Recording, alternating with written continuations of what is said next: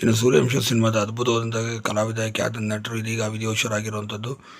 ಇನ್ನು ಈ ಸಿನಿಮಾದಲ್ಲಿ ಸಾಕಷ್ಟು ಹೆಸರು ಮಾಡಿದಂಥ ಅತಿ ದೊಡ್ಡ ಕಲಾವಿದರು ಅಂತ ಕೂಡ ಇವ್ರನ್ನ ಹೇಳ್ಬೋದು. ಇಂಥ ಅತಿ ದೊಡ್ಡ ಕಲಾವಿದರು ಇದೀಗ ನಿಧನರಾಗಿದ್ದಾರೆ ಎಂಬ ಮಾಹಿತಿ ಬಂದಿರುವಂಥದ್ದು. ಹೌದು, ಇನ್ನು ಸೂರ್ಯವಂಶ ಮಾತ್ರವಲ್ಲದೆ ಯಜಮಾನ ಇರ್ಬೋದು, ಕನಸುಗಾರ, ಹೀಗೆ ಒಳ್ಳೊಳ್ಳೆ ಸಿನಿಮಾಗಳಲ್ಲಿ ಕೂಡ ಇವರು ಅಭಿನಯಿಸಿದರು.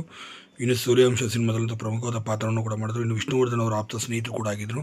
ಇನ್ನು ಸೂರ್ಯವಂಶ ಸಿನಿಮಾದಲ್ಲಿ ವಿಷ್ಣುವರ್ಧನ್ ಅವರ ಜೊತೆ ವಿಲನ್ ಪಾತ್ರದಲ್ಲಿ ಅಭಿನಯಿಸಿದಂಥ ಲಕ್ಷ್ಮಣ್ ಅವರು ಇದೀಗ ಕೊನೆ ಹೆಸರಿಡಿರೋಂಥದ್ದು. ಇನ್ನು ಲಕ್ಷ್ಮಣ್ ಅವರು ಸಾಕಷ್ಟು ದೊಡ್ಡ ಮಟ್ಟಿಗೆ ಹೆಸರು ಕೂಡ ಮಾಡಿದಂಥವ್ರು. ಪಾಪಿಗಡ ಲೋಕದಲ್ಲಿರ್ಬೋದು, ಲಾಕಪ್ ಡೆತ್ ಇರ್ಬೋದು, ಮಾರ್ಕೆಟ್ ರಾಜ, ಹೀಗೆ ಸಾಕಷ್ಟು ಒಳ್ಳೊಳ್ಳೆ ಸಿನಿಮಾಗಳನ್ನು ಮಾಡಿದಂಥ ನಟ ಲಕ್ಷ್ಮಣ್ ಅವರು ಇದೀಗ ವಿಧಿವಶರಾಗಿದ್ದಾರೆ. ತೀವ್ರವಾದ ಅನಾರೋಗ್ಯದಿಂದ ಬಳಲ್ತಿದ್ರು. ಸದ್ಯ 71 ವರ್ಷ ವಯಸ್ಸಾಗಿದ್ದು. ವಯಸ್ಸದ ಕಾಯಿಲೆಯಿಂದ ಕೂಡ ಅವರು ಬಳಲ್ತಿದ್ರು. ಸದ್ಯ ಅವರ ಮಗಳಿಂದಲೂ ಕೂಡ ಸಾಕಷ್ಟು ನೊಂದಿದ್ದರು ಇತ್ತೀಚೆಗೆ ಅಂತಲೇ ಹೇಳಲಾಗುತ್ತೆ.